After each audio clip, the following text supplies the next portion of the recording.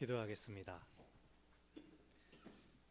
하나님, 이 시간 말씀의 영으로 저희 가운데 임하시고 저희를 주장하여 주시옵소서. 주가 원하시는 것들이 저희 안에 깨달아지는 은혜를 베풀어 주시옵소서. 예수님의 이름으로 기도합니다. 아멘. 범죄 심리학자인 박지선 교수가 어느 프로그램에 나와서 이렇게 말했습니다. 보통은 죄를, 자신의 무죄함을 주장할 때 나는 그런 짓 안 했습니다, 나는 결백합니다 라고 말하는 게 일반적인데, 범죄자들은 증거가 나오면 제가 그 벌을 받겠습니다 이렇게 말한답니다. 그러니까 내가 증거 없는 것을 알고 있다, 이런 이야기를 한다는 거죠. 누구나 자기가 한 일은 자기가 제일 잘 압니다. 아무도 모르는 일이라 하더라도 내가 잘못을 저질렀다면 그 찜찜함이 내 속에 남아 있습니다. 그래서 당당하거나 떳떳하지 못하고 부끄러운 부분들이 남아 있게 마련입니다. 죄에 익숙해진 사람들만이 이제 그 찝찝함은 훌훌 털어버리고 증거가 없는데 자기들이 뭐 어쩌겠어 라고 생각할 것입니다. 우리가 계속해서 살펴보고 있는 욥기에서 친구들이 말합니다. 너 하나님은 다 아신다. 너 빨리 회개해라. 네 무조건 회개해라. 너가 너를 잘 알지 않냐. 네가 무슨 짓을 저질렀는지 우린 모르지만 너는 알 거다. 하나님은 더 잘 아신다. 막 이렇게 얘기합니다. 욥이 그래, 내가 나를 잘 안다, 내가 결백하고 무죄함을 내가 안다 말해도 듣지 않습니다. 그래서 26장부터 31장까지 길게 자기가 고난당함을, 무고한데 벌을 받음을 토로하면서 하나님만이 나를 아시죠, 하나님만이 나를 들어주십시오 담담하게 토로합니다. 그러면서 오늘 본문인 31장에서 자신의 무죄의 주장을 이것도 하지 않았다, 이것도 차지 않았다, 이것도 하지 않았다 항목별로 정리하면서 무죄 서약을 합니다. 내가 지난 시간에 이러한 죄들 짓지 않았고 앞으로도 저지르지 않을 것이다. 31장에는 총 11개 항목별로 욥의 무죄 서약이 나옵니다. 그 중에 전반부인 23절까지는 대인관계에서 일어나는 죄에 대한 무죄를 주장했습니다. 그리고 오늘 읽은 24절 이후로는 재물, 인간관계, 그리고 신앙에 대한 문제들이 다뤄집니다. 욥이 지금 눈앞에 앉아있는 친구들을 향하여 말하지만 언제나 보이지 않으면서 함께 하시는 분, 침묵하고 계시지만 듣고 계시는 분, 하나님을 의식하며 그 하나님께서 나의 무죄함을 알아주십시오라고 호소합니다. 먼저 욥은 재물에 대하여 자신이 죄를 짓지 않았음을 말합니다. 욥은 1장에서 나오는 바 많은 재물을 가지고 있었습니다. 가축도 많이 있었고 또 종들도 많이 있었습니다. 요즘도 많은 부는 지혜와 또 존귀함의 척도가 되곤 합니다. 재벌들의 SNS 한마디에 사람들이 좋아요를 누르고 누구처럼 투자해라, 누구처럼 과감해져라, 이런 자기 개발서들이 불티나게 팔려갑니다. 고대에도 크게 다르지 않았습니다. 부는 지혜와 의로움의 척도였습니다.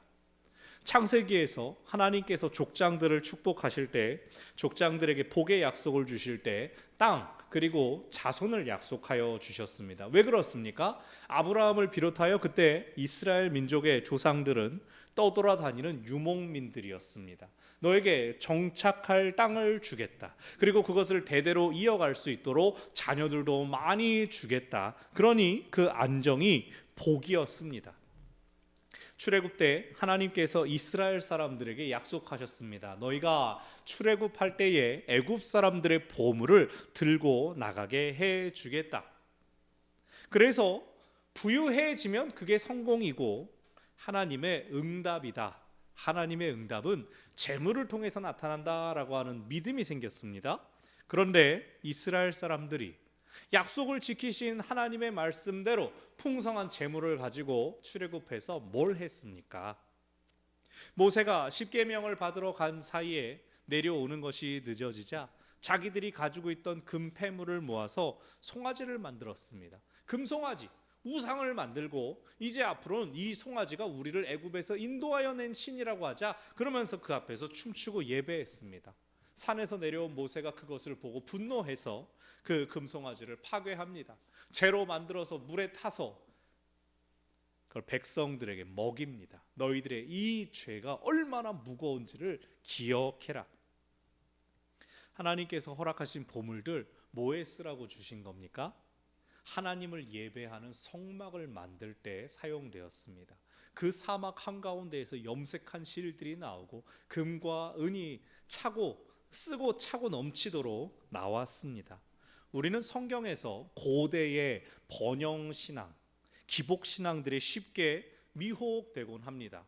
그러나 하나님께서 부를 주실 때, 재물을 주실 때 그것이 어디에 사용된 것을 기뻐하셨는지를 또한 기억해야 됩니다. 창세기 35장에서 야곱이 베델로 돌아가는 가운데 너희들이 우리가 가지고 있는 금은 폐물과 장신구들을 모두 떼어라. 그것들을 다 땅에 묻어라. 하나님의 백성이기 때문에, 우리는 하나님을 믿는 사람들이기 때문에 우리 안에 있는 이방의 관습들을 다 제하여 버리자 그랬습니다. 그런다고 해서 검고 칙칙한 옷만 입고 맨날 수수하게 다니는, 그렇게 하진 않았지만 성경이 말하는 부와 안정에는 제약이 있고 기준이 있습니다. 하나님이 우선입니다. 하나님을 위한 일이 우선입니다. 하나님을 위해서 우리에게 주어집니다. 그리고 그 다음에는 우리에게 필요한 만큼만이 허락됩니다. 가나안 정복 전쟁 때 출애굽한 이스라엘 백성들이 가나안을 치러 들어갈 때 항상 여기서 취하는 모든 전리품으로 더 부자가 되어라? 아니었습니다. 더 크고 더 풍성한 성, 더 많은 전리품을 얻을 수 있는 곳에서 오히려 하나님께서 이곳은 전리품을 취하지 말고 다 불태워 하나님 앞에 드려라 라고 했습니다. 하나님께서 금하셨을 때 전리품을 취한 자들, 아간과도 같은 자들 하나님께서 기어이 밝혀지게 하시고 그들이 죽임을 당하게 하셨습니다. 하나님께서 무조건 우리를 부유하게 하십니까? 돈 많으면 장땡이고 돈 많으면 그게 최고의 복입니까? 아닙니다. 돈이 죄는 아닙니다. 그런데 돈이 많으면 죄에 약해집니다. 그래서 예수님도 마태복음 6장에서 하나님과 재물을 겸하여 섬길 수 없다라고 말씀하셨습니다. 욥도 그것을 이야기하는 겁니다. 내가 재물을 의지하거나 순금을 향해 이것이 나의 힘이다, 능력이다, 그러지 않았다. 내가 부유함 때문에 부자라서 기뻐하고 즐거워했던 것은 아니다라고 말합니다. 그리고 이어지는 26절에서 나는 해와 달을 보면서 미혹되지 않았다. 미혹되어서 슬쩍 손에 입 맞추는 일을 하지 않았다. 이것은 1월 성신을 섬겼던 그 이방의 제의 풍습을 따라가지 않았다라는 뜻입니다. 그러니까 24절부터 28절까지는 물적인 부분에 대해 나는 죄를 짓지 않았다라고 말하는 것입니다. 욥의 부유함을 가지고 사람들이 이런 말 저런 말 떠들었을지언정 그는 하나님 앞에 떳떳한 마음을 가지고 있고 또 부를 더 얻기 위하여 세속적인 방법이나 혹은 미신적인 풍습도 사용하지 않았다라고 말하는 것입니다. 우리가 이 일요일 오전 시간에 우리 스스로를 위해 먹고 살기 위해서가 아니라 하나님을 위하여 시간을 보내고 있음이 우리에게 허락된 은혜임을 기억하시기를 바랍니다. 우리가 다 부유하고 충분히 넉넉해서 이 시간 허비하고 있는 것입니까? 아니죠. 그렇다고 우리가 이 시간을 하나님 앞에 투자하고 헌금을 하면 30배, 60배, 100배 하나님이 갚아주십니까? 아니요, 그것도 아닙니다. 우리의 이 시간과 이 자리는 원래 우리가 어떠함을 확인하고 기억하는 자리입니다. 하나님께서 우리를 만드셨고 하나님께서 우리에게 생명의 약속을 주셨습니다. 하나님의 것인 우리 시간과 존재를 하나님 앞에 드리는 것입니다. 그래서 우리는 이 시간을 통하여 하나님이 우리의 주인 되심을 기억하고 확인합니다. 다른 무엇보다도 하나님께 예배하는 이 자리를 소중히 여기시고 기억하고 지키시기를 바랍니다. 우리가 우리의 주인을 기억할 때 우리의 주인께서 우리가 감당할 몫을 채워 주실 것입니다. 다시 말씀해서 29절은 원수에 대하여 31절은 나그네에 대하여 말합니다. 욥은 자신이 미워하는 원수일지라도 그의 멸망과 재난을 기뻐하지 않았다라고 말합니다.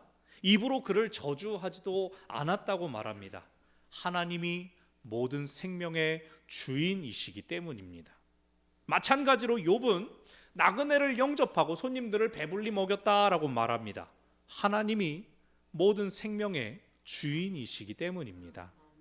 욥은 어떤 경우라도 자신의 감정이나 판단을 우선하지 않았습니다. 하나님께서 기뻐하시는 바를 그가 아는 대로 지켰습니다.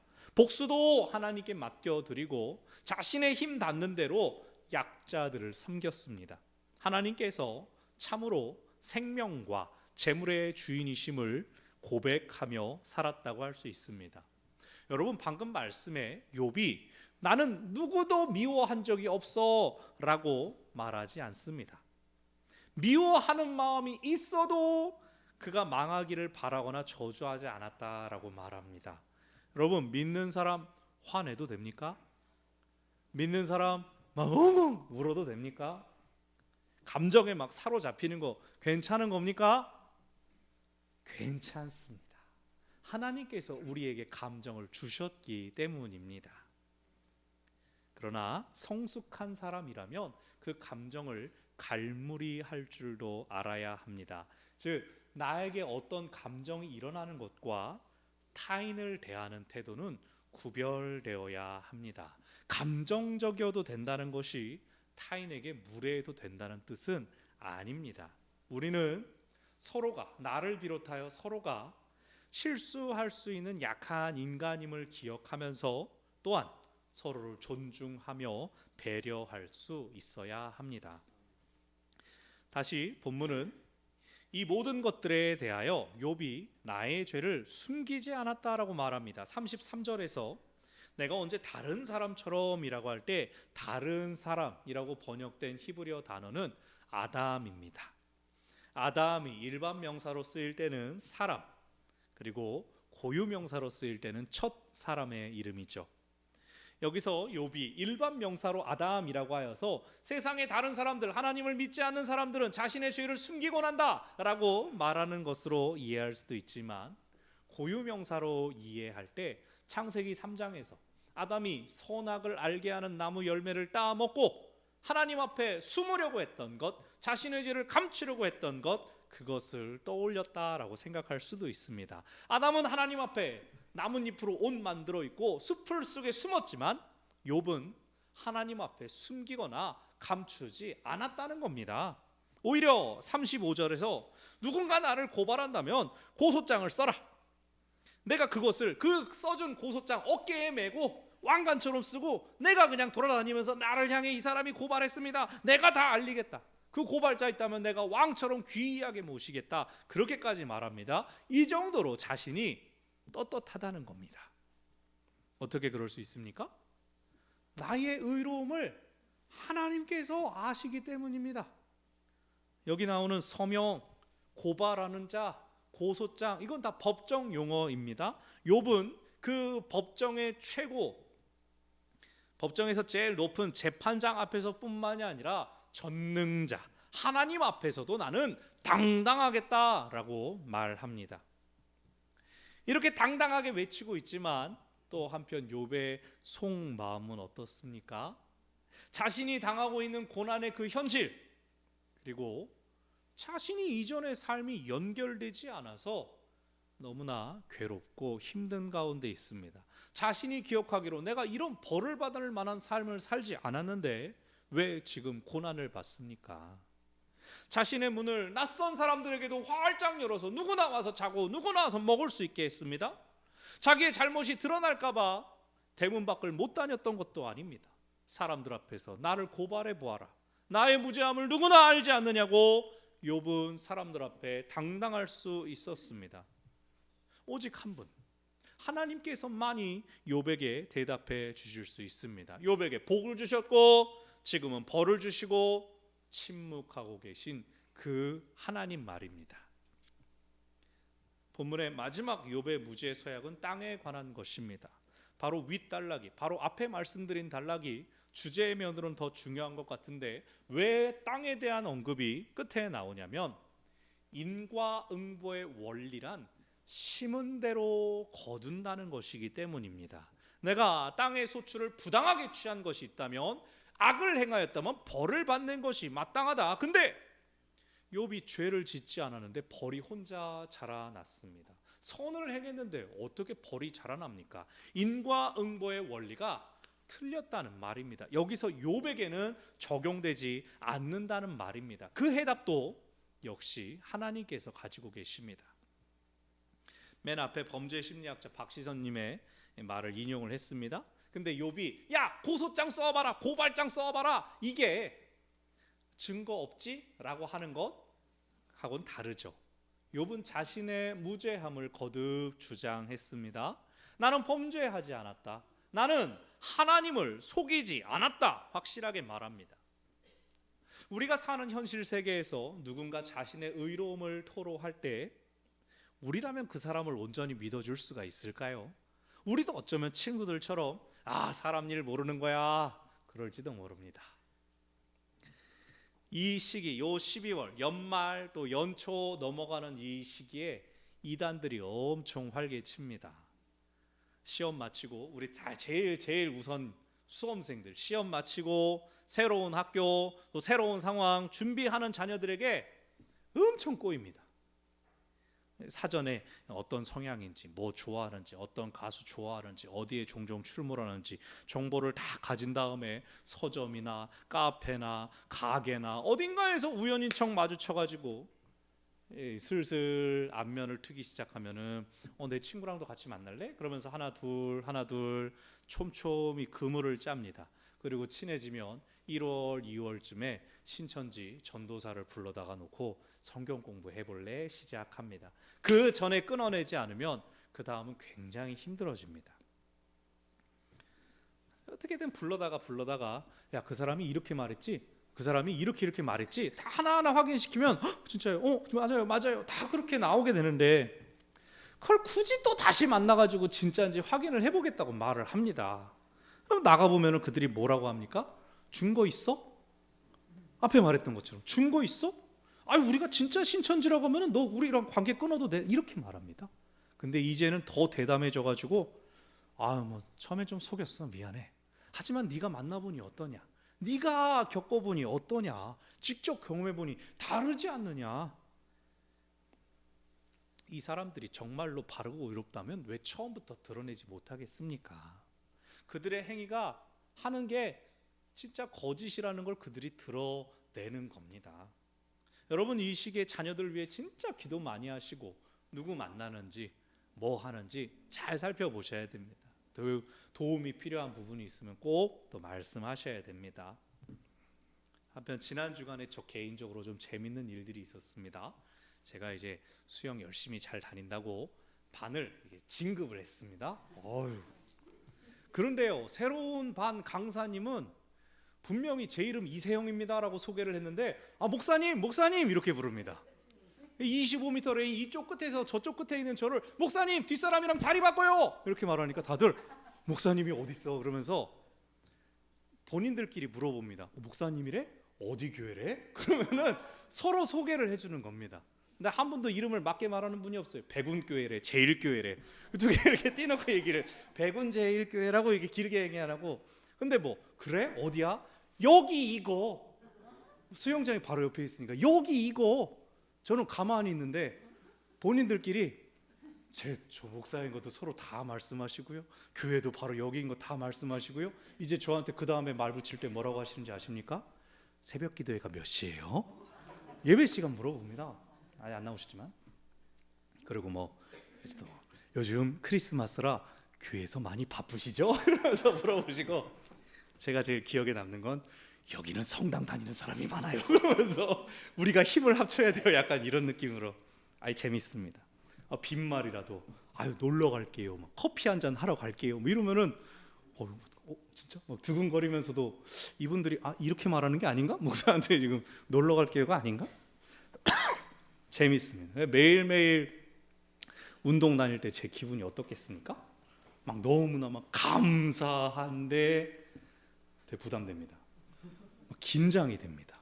왜냐하면 내가 실수로 누군가의 인사를 못 듣고 지나쳤을 때 목사님이 인사 안 받네 할까봐.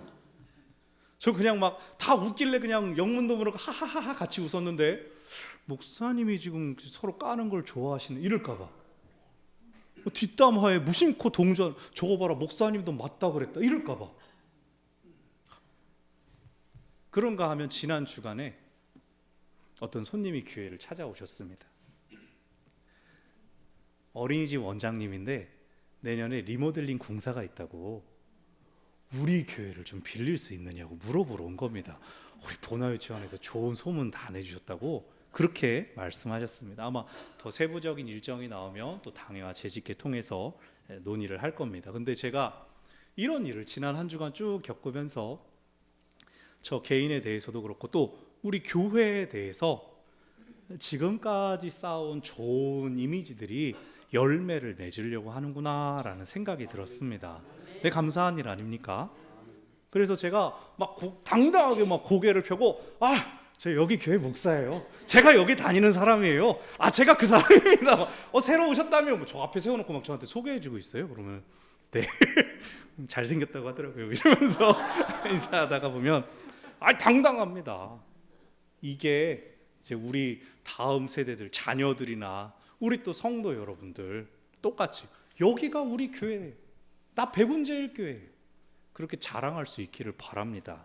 진짜 믿는 사람이 이 땅에서 당당하고 담대할 수 있는 이유로 내가 건강하고 따뜻한 교회 다닌다. 우리 백운제일교회 다닌다. 그렇게 말할 수 있기를 바랍니다. 그러나 우리가 원하고 바라는 대로 언제나 우리를 환영하는 자리에 있지는 못합니다. 때로 우리는 우리를 믿어주지 않고 거부하는 상황에 처할 때가 있습니다. 그러나 하나님 앞에 떳떳하다면, 하나님 앞에 당당하다면 우리는 담대해야 됩니다. 고난 중에라도, 괴로움과 고통 중에라도 나의 의를 든든히 붙잡을 수 있어야 합니다. 하나님께서 살아계시기 때문입니다. 그 하나님께서 우리를 결코 버리지 않으시기 때문입니다.